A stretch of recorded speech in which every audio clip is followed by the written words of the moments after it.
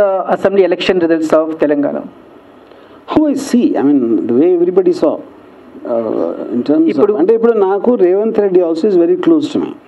You know Revanth Reddy నాకు పర్సనల్గా తెలుసు, కేసీఆర్ గారిని నేను ఎప్పుడు కలవలేదు, but I use to admire him as a political leader. Yeah, so ఇప్పుడు నాకు వాళ్ళిద్దరూ రెండు కళలు లాంటి వాళ్ళు అనాలా ఏమన్నా?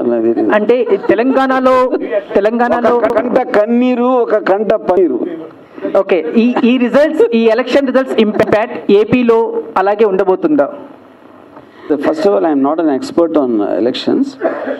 అంటే నా పర్టిక్యులర్ పాయింట్ ఆఫ్ వ్యూలో, and I'm very very bad in understanding elections. ఇప్పుడు రేవంత్ రెడ్డి వాజ్ చాలా స్ట్రాంగ్ ఫోర్స్. తన ఒక ఏమంటారు దాన్ని, ఒక పర్సనాలిటీగా, ఒక డైనమిజం తోటి ఒక స్ట్రాంగ్ అపోజిషన్ లాగా వచ్చారు అన్న ఫీలింగ్.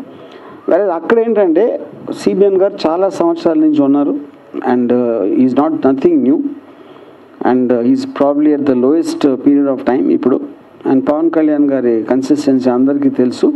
సో ఇక్కడ తెలంగాణలో కేసీఆర్ కొన్నంత స్ట్రాంగ్ అపోజిషన్ అక్కడ లేదని నా ఫీలింగ్.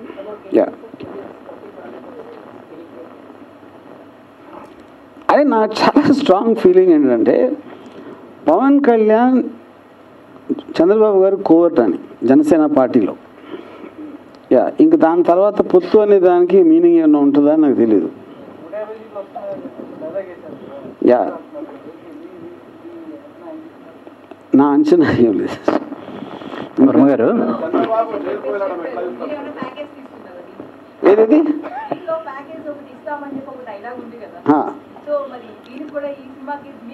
నాకు ప్యాకేజ్ ఇది ఇప్పటికే అది అడుగుతూనే ఉంటారు. ఓకే, నేను నో సి పాయింట్. ఇప్పుడు ఓట్ అనేది నా ఫీలింగ్, ఓట్ వేయటం అనేది ఒక బాధ్యత లేకపోవడం. ఎందుకు బాధ్యత లేకపోవడం అంటే, నాకు ఎవరు నిలబడుతున్నారు, వాళ్ళ బ్యాక్గ్రౌండ్ ఏంటి, వాళ్ళ ఫోర్గ్రౌండ్ ఏంటి, వాళ్ళు ఏం చెప్తున్నారు, అలా ఎలాగ సాధ్యం అని చెప్పేది అమలుపరచడానికి అనే పరిజ్ఞానం అస్సలు లేనప్పుడు ఓటు వేయటం అనేది చాలా బాధ్యతారహితం అని నేను ఫీల్ అవుతాను. అందుకని ఒక రెస్పాన్సిబుల్ సిటిజన్గా నా లైఫ్లో ఎప్పుడు ఓటు వేయలేదు నేను. ఇది నా ఉద్దేశంలో. ఎప్పుడైతే దానికి రీజన్ కూడా చెప్పాను మీకు.